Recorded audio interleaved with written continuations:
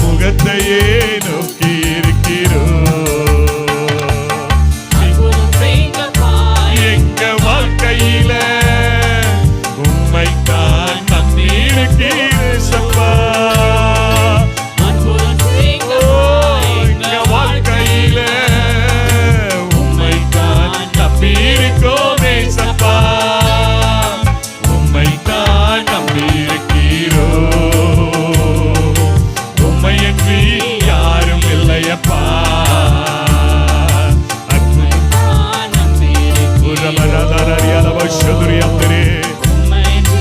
யாரும் இல்லையப்பா. நிந்தையும் அவனும் சகித்துக் கொண்டு உம் செட்டை நிழலிலே வந்து நிற்கிறோம். நிந்தையும் அவமானமும் சகித்துக் கொண்டு உம் செட்டை நிழலிலே வந்து நிற்கிறோம். நிச்சயமாய் செய்வீர் என்ற நம்பிக்கையில், நிச்சயமாய் செய்வீர் என்ற நம்பிக்கையில் உங்க கரத்தையே நோக்கி இருக்கிறோம். உங்க கரத்தையே நோக்கி இருக்கிறோம். அற்புதம் செய்யுங்கப்பா எங்க வாழ்க்கையில. உம்மைத்தான் நம்பி இருக்கோமேசப்பா. அற்புதம் செய்யுங்கப்பா எங்க வாழ்க்கையில. உம்மைத்தான் நம்பி இருக்கோமேசப்பா. உம்மைத்தான் நம்பி இருக்கிறோம். உம்மையன்றி யாரும் இல்லையப்பா. நல்ல சொல்லுவோம். உம்மைத்தான் நம்பி இருக்கிறோம். உம்மையன்றி யாரும் இல்லையப்பா. உம்மைத்தான் நம்பி இருக்கிறோம். உம்மையன்றி யாரும் இல்லையப்பா. மீண்டும் சொல்லுவோமா? உம்மைத்தான் நம்பி இருக்கிறோம். உம்மையன்றி யாரும் இல்லையப்பா. அற்புதம் செய்யுங்கப்பா எங்க வாழ்க்கையில. உம்மைத்தான் நம்பி இருக்கோம் ஏசப்பா. சொல்லுவோமா ஒரு விசை? அற்புதம் செய்யுங்கப்பா எங்க வாழ்க்கை, எங்க வாழ்க்கையில. உம்மைத்தான் நம்பி இருக்கோம் ஏசப்பா. உம்மைத்தான் நம்பி இருக்கிறோம். உம்மையன்றி யாரும் இல்லையப்பா. உம்மைத்தான் நம்பி இருக்கிறோம். உம்மையன்றி யாரும் இல்லையப்பா. எங்களை நேசிக்கிற நல்ல பிதாவே, ஆசீர்வதிக்கப்பட்டதான இந்த வேலைக்காய் மகன் நன்றி சொல்கிறோம். இப்பொழுது உம்முடைய வார்த்தைக்காய் வருகிறோம். நாங்கள் உண்மை நம்பி இருக்கிற ஆண்டவரே, எங்க வாழ்க்கையில் என்ன அற்புதம் செய்ய நீங்க போதுமானவர் ஆண்டவரே. அந்த வார்த்தையை பிடித்து கொண்டு உம்முடைய சமூகத்தில் வந்து நிற்கிறோம் ஐயா. நீர் பேசும் அடியாராக நாங்கள் கேட்கிறோம். மீட்பர் இயேசுவின் நாமத்தில் பிதாவே, ஆமென். அல்லேலூயா. அருமையான தேவனுடைய பிள்ளைகளே, வேதத்தை நாம் வேகமாய் திருப்பிக் கொள்வோம். யாத்திராகம புஸ்தகம் 14ஆம் அதிகாரம் 14ஆம் வசனத்தை வாசிக்கும்படி அன்பாய் கேட்கிறேன். யாத்திராகம புஸ்தகம் 14ஆம் அதிகாரம் 14ஆம் வசனம். கர்த்தர் உங்களுக்காக யுத்தம் பண்ணுவார். கர்த்தர் உங்களுக்காக யுத்தம் பண்ணுவார். நீங்கள் சும்மா இருப்பீர்கள். நீங்கள் சும்மா இருப்பீர்கள் என்றார். இந்த வார்த்தை எல்லாருக்கும் நல்லா தெரியும். இந்த வார்த்தையை நிறைய முறை நாம் கேட்டிருப்போம். நிறைய வாக்குத்தத்தங்களாக இதை கேட்டிருக்கலாம். ஆனால் கர்த்தர் என்னோடு கூட பேசினதான வார்த்தை, இந்த வாரத்திற்கு, இந்த மாதத்திற்கு தேவன் எனக்கும் உங்களுக்கோடு சேர்த்து சொன்ன வார்த்தை, நீங்க கர்த்தர் உங்களுக்கு என்ன செய்வார்? யுத்தம் பண்ணுவார். நீங்கள் எப்படி இருங்கள்? சும்மா இருங்கள். ஆனால் இந்த வார்த்தையை மோசே இஸ்ரவேல் ஜனங்களுக்கு சொல்வதற்கு முன்பதாக நடந்த சில காரியங்களை உங்களுக்கு முன்பாக நான் வைக்க வேண்டும் என்று விரும்புகிறேன். நாம் கொஞ்ச நேரத்திற்கு முன்பாக பேசினது போல ஆபிரகாமை கர்த்தர் அழைத்தார், அவனை ஆசீர்வதித்தார். அவனுடைய வாக்குத்தத்தத்தை யாக்கோபு மூலியமாய் கர்த்தர் நிறைவேற்றினார். யாக்கோபுக்கு தேவன் என்ன செய்தார்? இஸ்ரவேலாக மாற்றின பிற்பாடு அவனுக்கு 12 பிள்ளைகளை கொடுக்கிறார்கள். அந்த கோத்திரம் பழுகி பெருகி இப்போ என்ன சொன்னா அந்த எகிப்து தேசம் முழுவதும் நிரம்பி விட்டார்கள். இப்போ பார்வோனுக்கு ஒரு பயம் வந்துருச்சு. விட்ட இந்த ஜனங்கள் பெருகி நம்மளை என்ன செய்திருவாங்க? ஆளுகை செஞ்சிருவாங்கன்னு சொல்லி அவர்களை அடிமைகளாக மாற்றுகிறார். கிட்டத்தட்ட 400 ஆண்டுகள் அவர்கள் எகிப்தில் என்னவா இருக்கிறாங்க? அடிமைகளாக இருக்கிறார்கள். They were slaves. நீங்க இப்போ நீங்க இஸ்ரேல் எகிப்து தேசத்துல பார்க்குற அந்த தி கிரேட் பிரமிட், பெரிய பெரிய அந்த பிரமிட்ஸ், இந்த மம்மி, இது எல்லாம் வந்து செய்தது கட்டினதெல்லாம் யாருங்க? இந்த இஸ்ரேல் ஜனங்கள் தான். இவர்கள் அடிமையா இருக்கும்போது கட்டினதான அந்த பிரமிட்ஸ் தான். அவர்களை கொஞ்சம் நினைச்சு பாருங்க, அங்க இருக்கிற அந்த கல்லுகள் எல்லாம் பல அடிக்கு உயரம், பல அடி உயரம் நிறைந்த அந்த கற்களை எல்லாம் இவர்களை வச்சு, அப்போ எல்லாம் இப்ப இருக்கிற மிஷினரி எல்லாம் கிடையாது, அப்போ மேன்விலாவே இந்த ஜனங்களை வச்சுதான் அதை கட்டுனாங்க. அப்போ அவ்வளோ அடிமைகளா இருக்கிறார்கள். அந்த அடிமைகளா இருக்கும்போது இவள் பெறுகிறார்கள், அடிமைகளா இருந்தும் அவர்கள் பெறுகிறார்கள் என்ற உடனே இந்த பார்வோன் ஒரு முறை அங்க இருக்கிற எல்லா ஆண் பிள்ளைகளை எல்லாம் என்ன பண்றான்? கொலை செய்கிறான். அந்த அளவுக்கு அந்த ஜனங்கள் பெருக ஆரம்பிச்சுட்டாங்க. ஆனாலும் என்னதான் மனிதன் இந்த இஸ்ரேல் ஜனங்கள் வளரக்கூடாதுன்னு நினைச்சா கூட கர்த்தர் அவருடைய திட்டத்தை நிறைவேற்றிக்கிட்டே இருக்கிறாரு. ஒரு இலையிலேயே சொல்லுங்களேன். இந்த காலவெல்ல உங்களுக்கு ஒரு நல்ல செய்தி சொல்லட்டுமா? இந்த உலகத்துல யார் என்னை வளரக்கூடாதுன்னு யார் என்ன நினைச்சினாலும் அது எந்த மனிதனாலும் தடை பண்ண முடியாது. கர்த்தரின் வளர்ச்சி அவருடைய கரத்தில் இருக்கிறது. ஒரு ஆமென் சொல்லுங்களேன். அல்லேலூயா. நம்முடைய வாழ்க்கையில நாம் இதோடு கூட வாழ்க்கை முடிஞ்சிருச்சு, there is a full stop in my life அப்படி நீங்க நினைச்சா கூட கர்த்தர் full stop வைக்கிற வரைக்கும் உங்க வாழ்க்கையில யாரும் ஒன்றும் தடை பண்ண முடியாது. எத்தனை பேர் ஆமென் சொல்ல விரும்புறீங்க? அல்லேலூயா. If God does not, if he has not decided to have a full stop in your life, no one can stop you. உங்க வாழ்க்கையில ஒரு full stop ஆண்டவர் வைக்கிற வரைக்கும் யாரும் உங்க வளர்ச்சியை தடை பண்ண முடியாது. இந்த ஜனங்கள் அப்படி வளர்ந்தாங்க. வளர்ந்துகிட்டே இருக்கிற நேரத்தில் இப்போ என்ன செய்யறாங்கன்னு சொன்னா, இந்த ஜனங்கள் ஒவ்வொரு நாளும், ஏன்னா அடிமைகளா இருக்கிறாங்க, ஆண்டவரை பார்த்து அழுகிறாங்க. ஆண்டவரே, இந்த அடிமைத்தனத்திலிருந்து எங்களை எப்படியாவது என்ன செய்திருங்க ஆண்டவரே, வெளியே கொண்டு வந்து, we want to come out of that bondage, எங்களை ஸ்லேவ்லெஸ்ல இருந்து ஆண்டவரே எங்களை கொண்டு வந்திருங்க ஆண்டவரே அப்படின்னு ஒவ்வொரு நாளும் ஜெபிக்கிற இந்த கூக்குரலை கர்த்தர் கேட்டார். கர்த்தர் கேட்ட உடனே நம்ம உடனே நீங்க நியாயாதிபதிகள் புஸ்தகத்தை எல்லாம் பார்த்தீங்கன்னு சொன்னா, அந்த நியாயாதிபதி புஸ்தகத்துல ஜனங்கள் இந்த மாதிரி பாவம் செய்வாங்க. பாவம் செய்ததுக்கு அப்புறம் அவர்கள் அடிமைகளாய் அமலேக்கியருக்கோ பெலிஸ்தருக்கோ அடிமைகளாய் என்ன செய்யப்படுவார்கள்? அவர்களை வந்து ஆளுகை செய்வாங்க. இந்த ஜனங்கள் அழுத உடனே ஆண்டவர் அந்த நேரத்தில் யாரோ ஒரு நியாயாதிபதியை கர்த்தர் என்ன செய்வார்? எழுப்புவார். ரைட்? எப்தா இவர்களை போன்றதான சாம்சன் இவங்களை போல, சிம்சோன் இவர்களை போன்றவர்களை கர்த்தர் என்ன செய்தார்? எழுப்பினார். ஆனால் இந்த ஜனங்கள் இங்கே எகிப்தில் அவர்கள் அடிமையா இருக்கும்போது நடக்கிற சம்பவமே வேற. என்ன சம்பவம் நடக்குது அப்படின்னா, ஆண்டவர் அவர்களுடைய கூக்கர்ல கேட்ட உடனே தேவன் ஒரு நியாயாதிபதியை கர்த்தர் எழுப்பல. அதற்கு பதிலாக அங்கேயே ஒரு குழந்தை என்ன செய்யுது? பிறக்குது. அந்த குழந்தை தான் யாருங்க? அந்த குழந்தை பிறந்த பிற்பாடு அந்த குழந்தை வளர்ந்து 80 வயசு ஆகிற வரைக்கும் அந்த ஜனங்கள் என்னவா தான் இருக்கிறாங்க. அப்ப என்னுடைய கணக்கின்படி, சும்மா ஒரு அப்ராக்சிமேட் கணக்கின்படி பாத்தீங்கன்னா, 400 ஆண்டுகள் அடிமையா இருந்தாங்கன்னா கிட்டத்தட்ட 320வது ஆண்டுல தான் ஆண்டவர் அவள் ஜபத்தையே கர்த்தர் என்ன செய்திருக்காரு? கேட்டிருக்காரு. அந்த வசனம் சொல்லுது, அவருடைய கூக்குரல் எங்க எட்டுச்சா? தேவ சமூகத்தில் எட்டுச்சுன்னு வசனம் சொல்லுகிறது. ஆனா 320 ஆண்டுகள் வரைக்கும் ஆண்டவர் வெயிட் பண்ணாரு. 320வது ஆண்டுல தான் ஆண்டவர் மோசேயை கர்த்தர் இந்த உலகத்துல என்ன செய்யறாரு? ஜெனிப்பிக்க வைக்கிறார். அப்ப ரட்சகன் என்பது வெளியிருந்த ஆண்டவர் கொண்டு வரல, அங்கதான் அவர்களுக்குள்ள இருந்து தான் கர்த்தர் கொண்டு வராரு. ஒரு ஆமென் சொல்லுங்களேன். அதுலயும் இன்னொன்னு என்ன தெரியுமா? எடுத்த உடனே அந்த குழந்தை பிறந்த உடனே என்ன பண்ண முடியாது? ரட்சிக்க முடியாது. ரைட்? அந்த குழந்தை வளரணும்.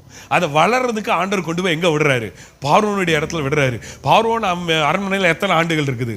40 வருஷம். அதுக்கப்புறம் அங்கிருந்து அவன் நினைச்சுக்கிறான், வனாந்தரத்துக்கு போறான். வனாந்தரத்துல 40 வருஷம் ஆண்டவர் அவனை ட்ரெயின் பண்றாரு. பாருங்க, ஒரு காரியத்தை நல்லா புரிஞ்சுக்குங்க. நாம் வெளியிருந்து வருகிற ஆசீர்வாதம் தற்காலிகமானது. ஆனா நமக்குள்ள இருந்து ஒரு ஆசீர்வாதம் புறப்பட்டுச்சுன்னா அது வேற விதம். அவருடைய ட்ரைனிங்கே வேற மாதிரி இருக்கும். அல்லேலூயா. இந்த ஜனங்களுக்கு மோசேயை ஆண்டவர் ட்ரெயின் பண்றதுக்கு எதுக்கு தெரியுமா ட்ரெயின் பண்ணாரு? அந்த ஜனங்களுக்காக தான் அவனை ட்ரெயின் பண்றாரு. நான் இப்போ ஒன்று சொல்லட்டுமா?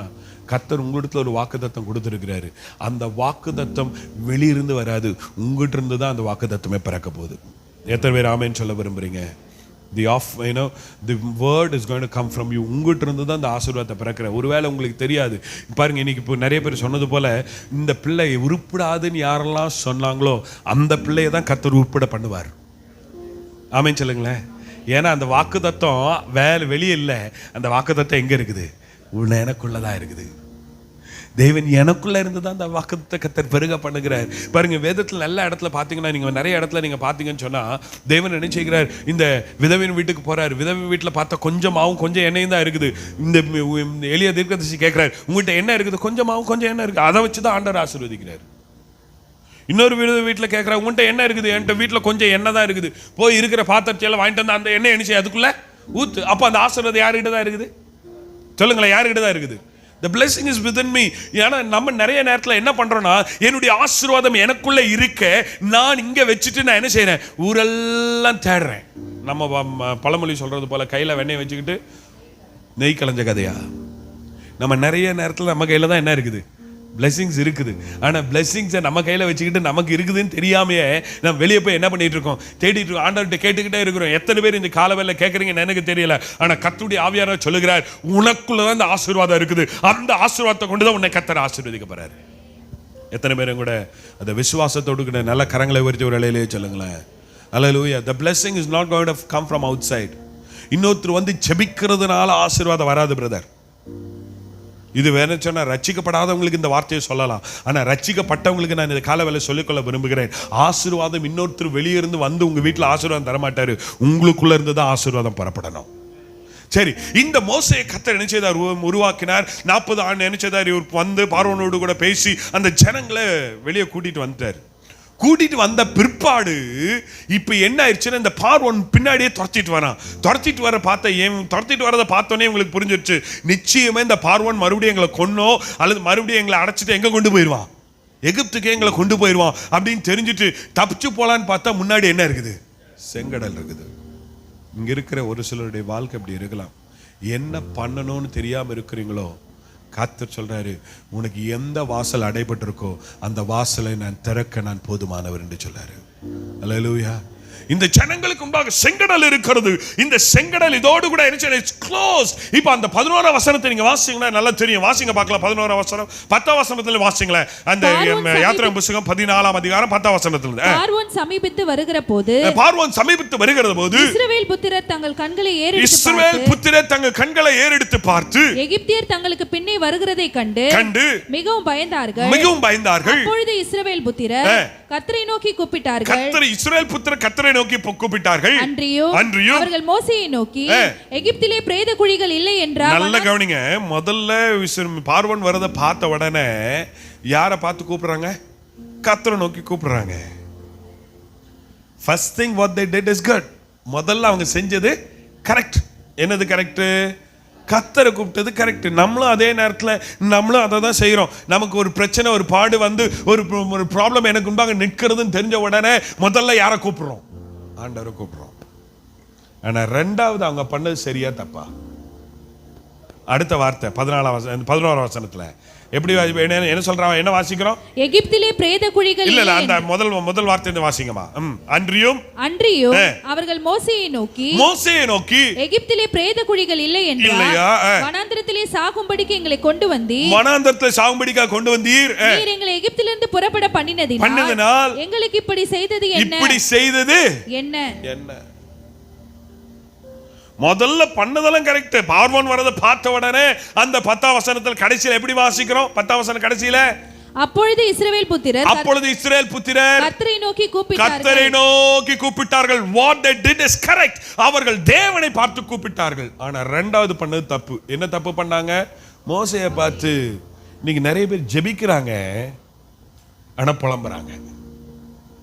ஏன் நம்ம காரியம் சித்திக்க மாட்டேங்குது? ஏன் காரியம் நடக்க மாட்டேங்குது? ஜெபிக்கிறாங்க ஆனா புலம்புறாங்க.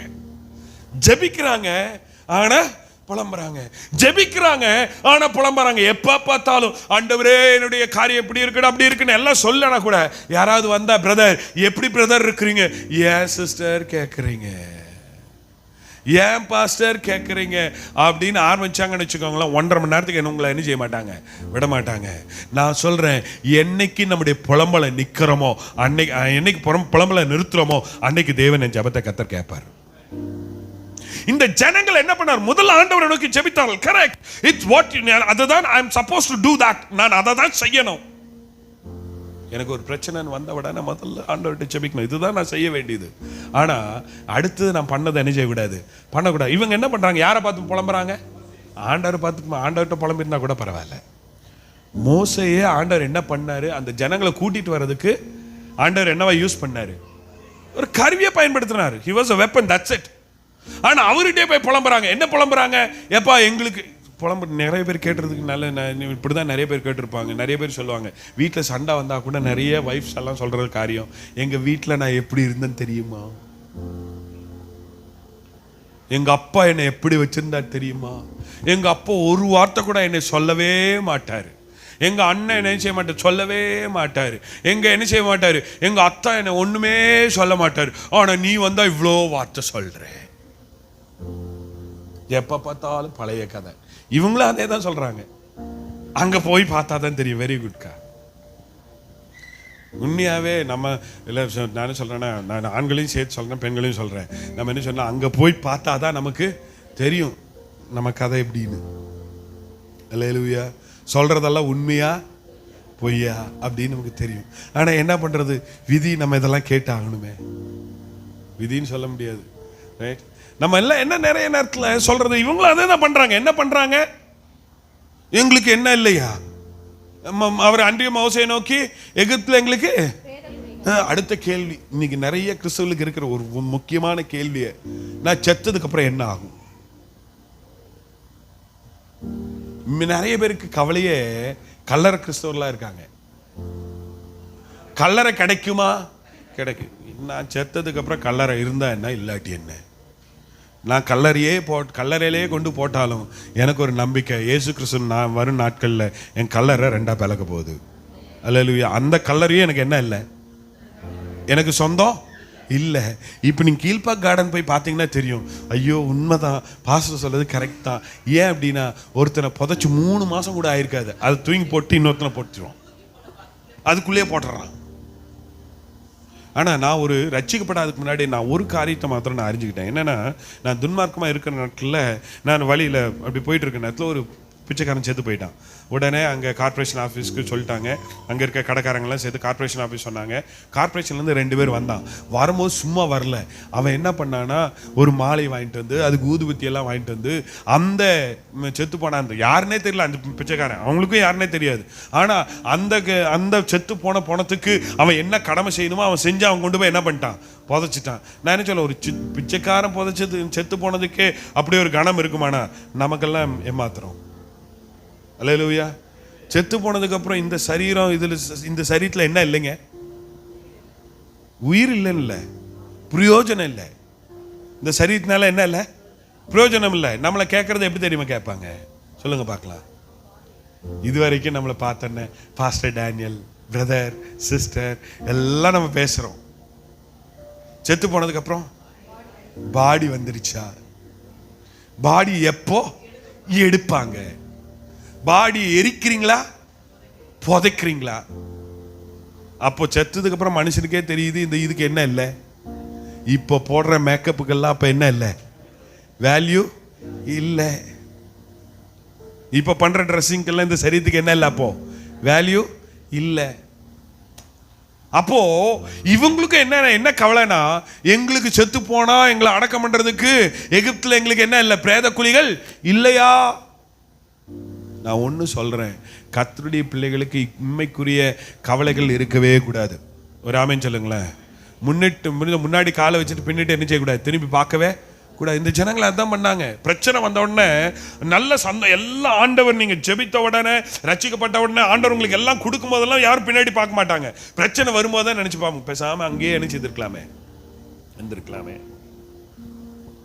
சிலர்லாம் சொல்றது கேட்டிருப்பேன், நான் ஏன் இங்க வந்தேன்னு எனக்கு என்ன செய்யல தெரியல. இன்னும் ஒரு படி ரொம்ப மேலே போய், அப்பவே எங்க அம்மா சொன்னாங்க அவனை கட்டிக்கோன்னு சொன்னாங்க, அவனை கட்டிக்காம உன்னை கட்டிக்கிட்டேன் பாரு. Life is already done. I cannot go and look back. திரும்பி என்ன செய்ய முடியாது, பார்க்க முடியாது. கொடுத்ததை வச்சு தான் நம்ம ஆசீர்வாதமா இருக்கணும். அதே சமயத்தில் முன்னாடி இருக்கிற தடையா இருக்குதா, ஆண்டவர் அந்த வழியை திறக்கிறதுக்கு அவர் போதுமானவர். ஆனா நம்ம என்ன தெரியுமா நினைச்சிட்டு இருக்கோம், ஒன்று மூடிடுச்சுன்னா அதோட மூடிடுச்சுன்னு நினைக்கிறோம். Once the door is closed, we think everything is closed. நிறைய பேர் அப்படிதான் நினைக்கிறீங்க. ஒரு கதவை மூடிடுச்சுன்னா எல்லாரும் என்ன நினைக்கிறோம், அதோட என் லைஃப் என்ன செய்திருச்சு, முடிஞ்சிருச்சு. நான் ஒண்ணு சொல்றேன், இந்த ஜனங்கள் அப்படிதான் நினைச்சாங்க. நாங்க என்ன செய்யணும், பேசாம அங்கேயே இருந்திருந்தா எங்களுக்கு பிரேத குழிகள் இல்லையா, கீழே இல்லையோ என்றும் வனாந்தரத்தில் சாகும்படிக்க எங்களை என்ன செய்தீர், கொண்டு வந்தீர்.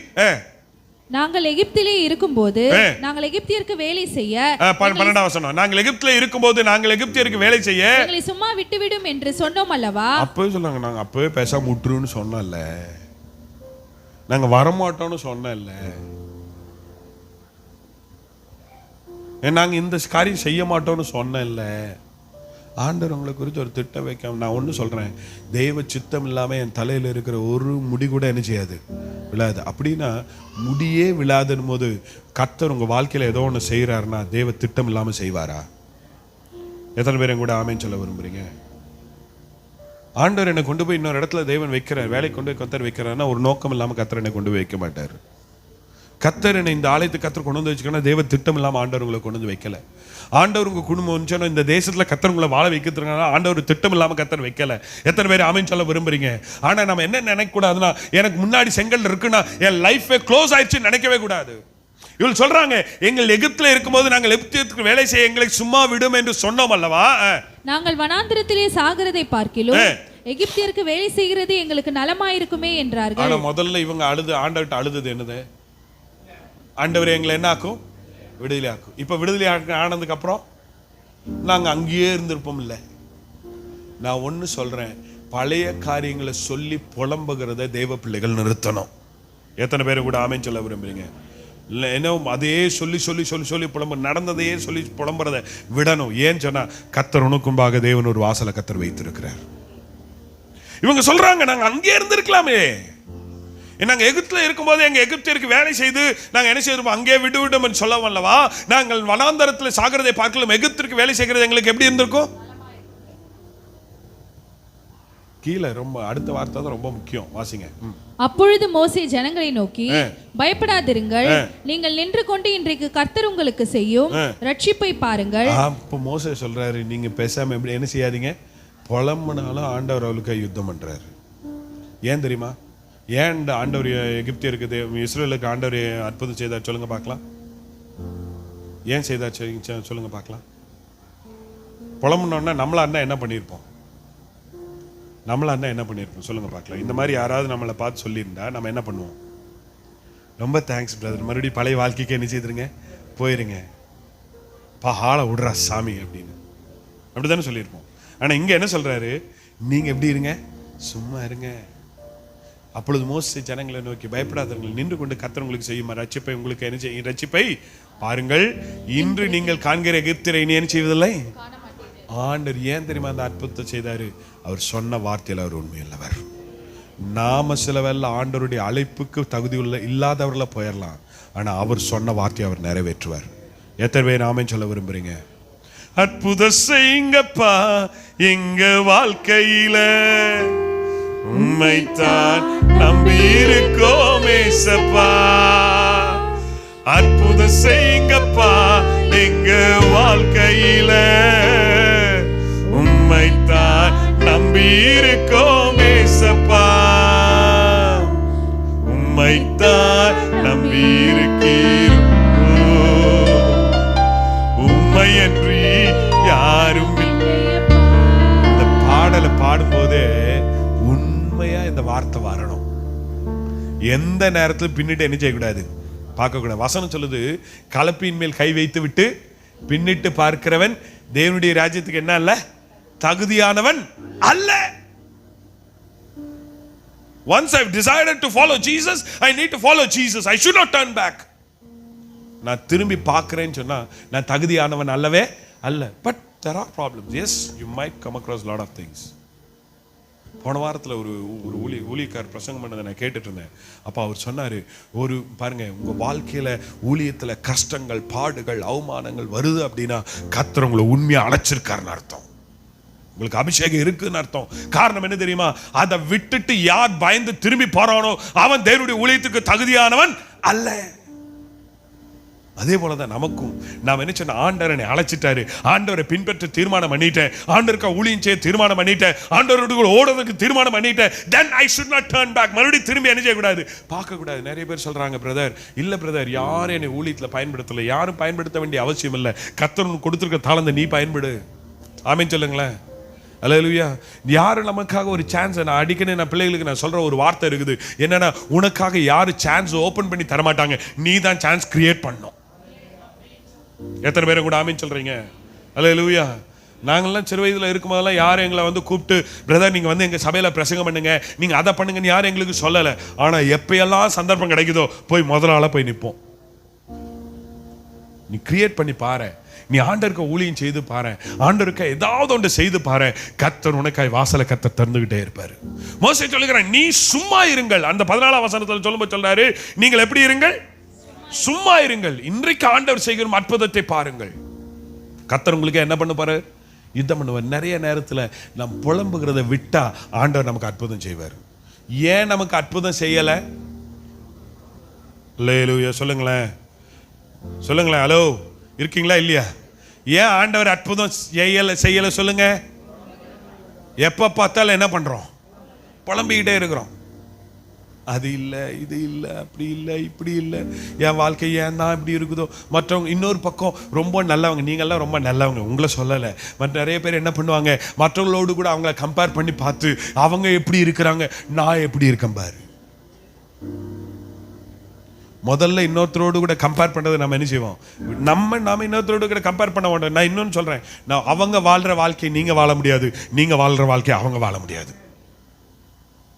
And everyone has a different grace. ஆண்டவர் எல்லாருக்கும் தேவன் கிருபை தேவன் வேற கொடுத்துருக்காரு. நம்ம யாரோடு கூட யாரையும் கற்பனை பண்ண வேண்டாம், புலம்புறதை விடுவோம். நீங்க சும்மா மட்டும் இருந்து பாருங்க. உங்களுக்கு இன்னைக்கு காலவெல்ல சொல்ல ஒருவேளை எதிர்பார்த்து வந்திருக்கலாம், ஆண்டவர் எனக்காய் வாசலை திறப்பாரோ. ஆண்டவர் சொல்ல, நீ சும்மா இரு, நீ புலம்புறத நிறுத்து, தேவ சமூகத்தில் காத்திரு, நான் உனக்காய் வாசலை திறப்பேன். அல்லேலூயா. அற்புதம் செய்யுங்கப்பா எங்க வாழ்க்கையில, உம்மைத்தான் நம்பி இருக்கோம் ஏசப்பா. அற்புதம் செய்யுங்கப்பா எங்க வாழ்க்கையில, உம்மைத்தான் நம்பி இருக்கோம் ஏசப்பா. உம்மைத்தான் நம்பி இருக்கிறோம், உம்மையன்றி யாரும் இல்லையப்பா. ஆனா என்னுடைய நம்பிக்கையை மாத்திரம் நான் என்ன செய்திடக்கூடாது, விட்டுறக்கூடாது. நம்பிக்கைன்றதை விட விசுவாசத்தை என்ன செய்திடக்கூடாது, விட்டு விடக்கூடாது. விசுவாசத்தில் உறுதியாய் தரித்திருங்க. கர்த்தர் உங்களை அழைச்சாரா, அந்த நாட்கள் நிறைவேறும் வரைக்கும், அந்த நாட்கள் வரும் வரைக்கும் காத்திருங்க. Wait for it. விசுவாசத்தை மாத்திரம் விட்டு விடவே விடாதீங்க. 15 வசனத்தை வாசிங்களேன். 15 வாசிங்க பார்க்கலாம். அப்பொழுது கர்த்தர் மோசேயை நோக்கி, நீ என்னிடத்தில் முறையிடுகிறது என்ன? புறப்பட்டு போங்கள் என்று இஸ்ரவேல் புத்திரருக்கு சொல்லு. நீ உன் கோலை ஓங்கி உன் கையை சமுத்திரத்தின் மேல் நீட்டி. பாருங்க, இங்கே நல்லா கவனிங்க. ஆண்டவர் மோசேயை பார்த்து சொல்றாரு, நீ என்கிட்ட ஏன்பா வந்து முறையிடுற? Why you come and complain? You know what the word clearly says, but lift thou rod and stretch out thy hand over the sea and divide it, and the children of Israel shall go. 15 வசனம். Praise the Lord. Hallelujah. And the Lord said unto Moses, wherefore criest thou unto me? Speak unto the children of Israel, and that they go forward. அவரை பார்த்து சொல்ல, நீ ஏன்பா என்கிட்ட வந்து அழுகிற? cried. ஏன் என்கிட்ட வந்து அழுகிற? நான் தான் ஏற்கனவே உனக்கு என்ன கொடுத்துருக்கிறேன்? உனக்கு நான் என்ன கொடுத்துருக்கேன்? அதிகாரம் கொடுத்துருக்கேன். the பலன், the power is with you. நிறைய பேருக்கு நான் சொல்லணும், இன்னைக்கு கால வேலை சொல்கிறேன், ஏன்னா உங்களுடைய வாழ்க்கையில் இருக்கிற பிரச்சனைகளை மாற்றுறதுக்குரிய rod is in your hand. உங்கள் வாழ்க்கையில் இருக்கிற பிரச்சனையை மாற்றுறதுக்குரிய கோல் யார் கையில் தான் இருக்குது? சொல்லுங்களேன், யார் கையில் இருக்குது? மோசேயை பார்த்து சொன்னா, நீ ஏன்ப்பா என்கிட்ட வந்து அழுகிற? உன் கையில் தான் கோல் கொடுத்துருக்கனே, உன் கையில் தான்ப்பா நன்மை இருக்குது, உங்ககிட்ட தான்ப்பா ஆசீர்வாதம் இருக்குது, உன்கிட்ட தான்ப்பா அந்த அதிகாரம் இருக்குது, நீ எடுத்து அதை நீட்டு செய்யுங்க. விசுவாசத்தோட காலை வைங்க. அல்லேலூயா. பாருங்க, இந்த இன்னொரு இடத்துல இஸ்ரவேல் ஜனங்கள் இது யோர்தானை கடந்து போகும்போது என்ன செய்தார்களாம்? லேவியர்கள் உடன்படிக்கை பெட்டியை சுமந்துட்டு போய், அது போற வரைக்கும் அந்த என்ன சொன்ன யோர்தான் ஓடிக்கிட்டே இருக்குது. போய் அந்த தண்ணியில கால் வைத்த உடனே ரெண்டா பிளக்குது. அப்போ அந்த சுமந்துட்டு போய் கால் வைக்க வேண்டியது யாருடைய வேலை? சொல்லுங்களேன், யாருடைய வேலை? நம்ம வேலை. ஆனா நம்ம என்ன தெரியுமா பண்ணிட்டு இருக்கிறோம்? ஆண்டவரே நீங்க செய்யுங்க, ஆண்டவரே. உங்களுக்கு ஆண்டவர் ஒரு பிசினஸை கர்த்தர் கொடுக்குறான்னு சொன்னா தைரியமா கால் எடுத்து வைங்க. ஆண்டவர் ஒரு வேலை செய்யறான்னு சொன்னா தைரியமா எடுத்து வைங்க. கர்த்தர் உனக்காய் வாசலை கர்த்தர் திறப்பார். ஆண்டவர் உன் கையில தான் அந்த கோல் இருக்குது, எடுத்து நீட்டுப்பா. ஏன்டா ஏன் வந்து முறையிடுற? Because I have given already I have given you the authority. நான் ஏற்கனவே உன் கையில என்ன கொடுத்துருக்கிறேன்? அதிகாரத்தை கொடுத்துருக்கேன். நீ ஏன் என்கிட்ட வந்து அழுகிற? எடுத்து உன் கோலை நீட்டு, செங்கடல் ரெண்டா பிளக்கும். எத்தனை பேர் இந்த கால வெல்ல இன்னைக்கு காலத்து தீர்மானம் பண்றீங்க, ஏன் இருக்கிற அதிகாரத்தை நான் இன்னிலிருந்து பயன்படுத்துவேன்னு எத்தனை பேர் சொல்ல விரும்புறீங்க? Go and do it. தைரியமா செய்யுங்க. அல்லேலூயா. அதுக்காக ஒருத்தன் ஒரு ஒரு பையன் என்ன பண்ணியிருக்கிறான், ஒரு ஊழிக்காரர் ஜெபம் பண்ண வந்திருக்கிறாரு. ஜெபம் பண்ண வரும்போது இவர் என்ன பண்ணியிருக்காரு, இவன் ஊழிக்காரர் பிரசங்கெல்லாம் முடிச்சிட்டோன்னே இந்த பையன் என்ன பண்ணியிருக்கான், ஜெபிக்க வந்திருக்கிறான். ஜெபிக்க வரும்போது அந்த பாஸ்டர் என்ன பண்ணார், அவன் தலையில கை வச்சு, ஆண்டவரே இந்த மாதிரி ஆசீர்வதிங்கன்னு சொல்லி எல்லாம் ஜெபம் பண்ணிட்டு, ஜெயம் உனக்கு தான் அப்படின்னாராம். ஜெயம் உனக்கு தான் அப்படின்னு. உடனே சர்ச்சு முடிஞ்சோன்னா அங்கே ஜெயான்னு சொல்லி ஒரு பொண்ணு இருந்துச்சு, அந்த பொண்ணு கூட்டிட்டு ஓடிட்டானா. கேட்டா இவனுக்கு ஒரு நம்பிக்கை, பாஸ்டர் இன்னைக்கு எப்படியாவது பேசுவாரு, இன்னைக்கு நன்மை எனக்கு வரும்னா, இவர் ஜெயா உனக்கு தான் அப்படின்னா, ஓ ஜெயாவை எனக்கு தான் அப்படின்னு சொல்லி பாஸ்டரே என்ன பண்ணிட்டாரு, சொல்லிட்டாரு. அப்படி சொல்லலை நான் உங்களை. அல்லேலூயா. தெளிவா இருக்கணும். கர்த்தர் கொடுத்திருக்கிற அதிகாரத்தின்படி எதை செய்யணுமோ அதை தான் செய்யணும். ஆமென். ஆமென் சொல்லுங்களேன். புரியலையா சேச்சி? மனசிலாயோ? ஆமா, ஜெயான்ற ஒரு பொண்ணை அவர் விரும்பிட்டு இருந்திருக்காரு. பாஸ்டர் ஜெயம் உனக்கு தான்னா அந்த பொண்ணை கூட்டிட்டு ஓடிட்டாரு. அந்த மாதிரி என்ன செய்யக்கூடாது, அதிகாரம் என் கையில இருக்குதுன்னு என்ன பண்ணிடக்கூடாது, செய்திடக்கூடாது. கர்த்தர் கொடுத்திருக்கிற அதிகாரத்தை சரியா பயன்படுத்தணும். அல்லேலூயா. பாருங்க, கீழே வாசிங்களேன், வேகமா வாசிங்க, முடிக்கிறேன். நீ உன் கோலை ஓங்கி உன் கையை சமுத்திரத்தின் மேல் நீட்டி சமுத்திரத்தை பிளந்து விடு. அப்பொழுது இஸ்ரவேல் புத்திரர் சமுத்திரத்தின் நடுவாக வெட்டாந்தரையிலே நடந்து போவார்கள். இந்த வெட்டாந்தரையில நடக்கிற, நான் இப்பவும் சொல்றேன், ஆண்டவர் என்ன செய்தார், மோசேயுடைய கையில இருக்க கோலை நீட்டின உடனே செங்கடல்ல ஆண்டவர் ரெண்டா என்ன செய்தாரு, பிளந்தாரு. So when he activated his faith, when he activated his authority, God is doing his work. அவனுடைய கிரியைகளை நீ கிரியை செய்ய ஆரம்பிக்கும் போது ஆண்டவர் அவருடைய கிரியைகளை செய்வார். இன்னைக்கு ஏன் இன்னைக்கு நன்மை வரல சொல்லுங்க பார்க்கலாம். இன்னைக்கு ஏன் இன்னைக்கு நமக்கு நன்மை ஆசீர்வாதம் வரல? ஒரு ஆமீன் சொல்லுங்களேன். நான் ஒரு இன்னொரு காரியம் சொல்றேன். உங்களுக்கு வியாதி இருக்கும்போது நம்ம ஒரு தலைவலி வந்துருச்சு, எத்தனை பேர் ஆண்டவரே இயேசுவின் நாமத்தில் இந்த வியாதி இந்த தலைவலி போட்டுன்னு எத்தனை பேர் ஜெபிக்கிறீங்க? ஆனா நம்ம என்ன பண்ணுவோம், டோலோ 650 வீட்டில் ரெடியாக இருக்குது, பேராசெட்டமல் இருக்குது, கோல்ட் டாக்டர் இருக்குது, ரைட்? எல்லாரும் இப்போ வர ரொம்ப பெஸ்ட் என்னன்னா, எல்லா வீட்லேயும் எல்லா டேப்லெட்ஸும் ரெடியாக என்ன செய்ய வச்சுருக்கிறோம். ஆமாம், ஒரு டப்பாவே வச்சுருக்கிறோம். நான் ஒன்று சொல்கிறேன், லெட்ஸ் ஆக்டிவேட் ஆர் ஃபெய்த். நம்முடைய விசுவாசத்தை என்ன பண்ணுவோம், ஆக்டிவேட் பண்ணுவோம். ஆண்டவர் உங்களுக்காக கிரியை செய்வார். சின்ன காரியம் தாங்க, சின்ன காரியம்தான். ஆமென். ஆமென் சொல்லுங்களேன். நீங்கள் செய்து பாருங்களேன். And God will do mighty things for you. கண்களை மூடிச்சு விடுப்போம். Praise the Lord. அற்புதம் செய்யுங்கப்பா எங்க வாழ்க்கையில, உம்மைத்தான் நம்பி இருக்கோம் ஏசப்பா. அற்புதம் செய்யுங்கப்பா எங்க, உம்மைத்தான் நம்பி இருக்கோம் ஏசப்பா. உம்மைத்தான் நம்பி இருக்கீரோ, உம்மையன்றி யாரும் இல்லையப்பா. உம்மைத்தான்